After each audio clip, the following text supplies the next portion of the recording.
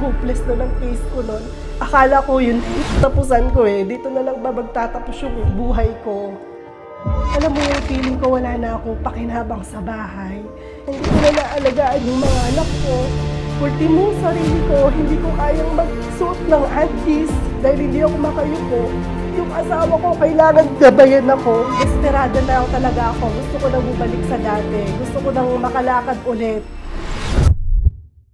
Ako po si Rose Ann Perez, taga Nueva Ecija. Nag-start po itong sakit ko 2 years ago na aksidente ako. Noong February 2023, nag-start sa lower back ko, sumasakit po siya. Hindi po ako halos makalakad noon. Nag-try po kaming magpatingin sa doktor nung talagang hindi na ako makagawa ng mga gawaing bahay. Naka-4 na ortho kami noon. Unang doktor namin, ang sabi niya sa akin, herniated disc daw. Tapos sabi niya sa akin, try mong magpa-physical therapy, baka makuha sa physical therapy. So, nagpunta kami sa PT. Ang diagnosis nila sa akin is sciatica daw. Kaya nalaman ko na ganun yung sakit ko. Nirequest ako ng ortho ko na magpa-MRI. Kaso nung nandun na kami, nung hihiga na ako dun sa bed, hindi ko kayang humiga na flat yung likod. Kasi sabi nila 30 to 1 hour daw ang gugugulin sa MRI bago malaman. Hindi ko kayang humiga. Ang ginawa sa akin ng nurse doon, tinurukan ako nung pain reliever. Walang nangyari, hindi tumalab sa akin. Kaya hindi natuloy yung MRI ko.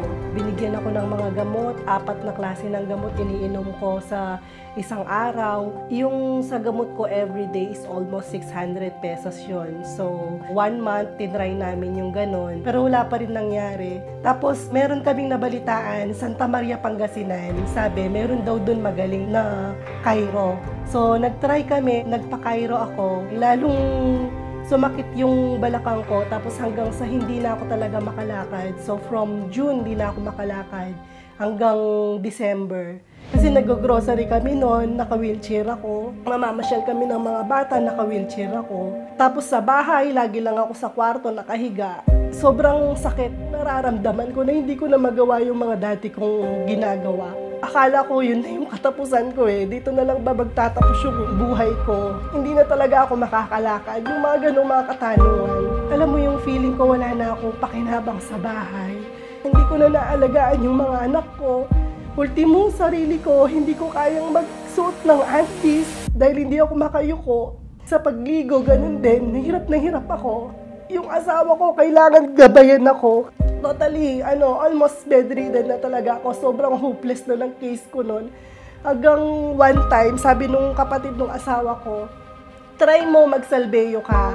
Yung sakit ko sa tuhod na wala, sabi niya. 1 month akong nag-iisip kung itatry ko yung salbeyo kasi hindi ako naniniwala talaga nung una. Sabi ko sa asawa ko, desperada na ako talaga ako. Gusto ko nang bumalik sa dati. Gusto ko nang makalakad ulit. Nag-try kami, yung trial pack muna. Pag hindi naubos ito, walang nangyari, stop na, sabi ko. Wala na talaga, tatanggapin ko na lang na talagang bedridden na ako, sabi ko sa asawa ko. Tapos yun, nag-try ako, December, nag-order ako ng salbeyo, naabutan ko pa yung buy one take one nila. Tinry ko siya 1 week, tinigil ko yung mga gamot ko na iniinom. Nag-start ako sa 2 to 3 scoop lang, tapos 2 to 3 times a day. So 1 week, naramdaman ko yung effectiveness niya.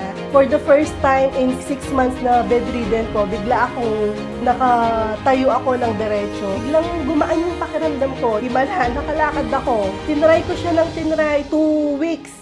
First time sa 6 months na nakapaglaba ako, kaya tuwang-tuwa ako. After noon, 1 month, ditong January, first time namin na makapag-grocery na hindi na ako naka-wheelchair. Ang dami na namin pinuntahan. Nung noon ko pa, sinubukan magsalbeyo, siguro hindi na talaga kami aabot ng ganong kalaking gasto. Siguro yung mga savings namin hanggang ngayon, meron pa siguro. Salbeyo lang pala talaga ang makakapagpagaling sa akin. Kaya tuwang-tuwa ako ngayon, kaya ko nang umupo ng diretso, kaya ko nang humiga ng iba't ibang posisyon, nakakatulog ako ng mahimbing, nakakapasyal na kami nang hindi ako naka-wheelchair. Isa ako sa mga living proof na yung Salveyo Barley Grass ay totoong effective siya. Ako po si Rose Ann Perez at itong aking kwentong Salveyo.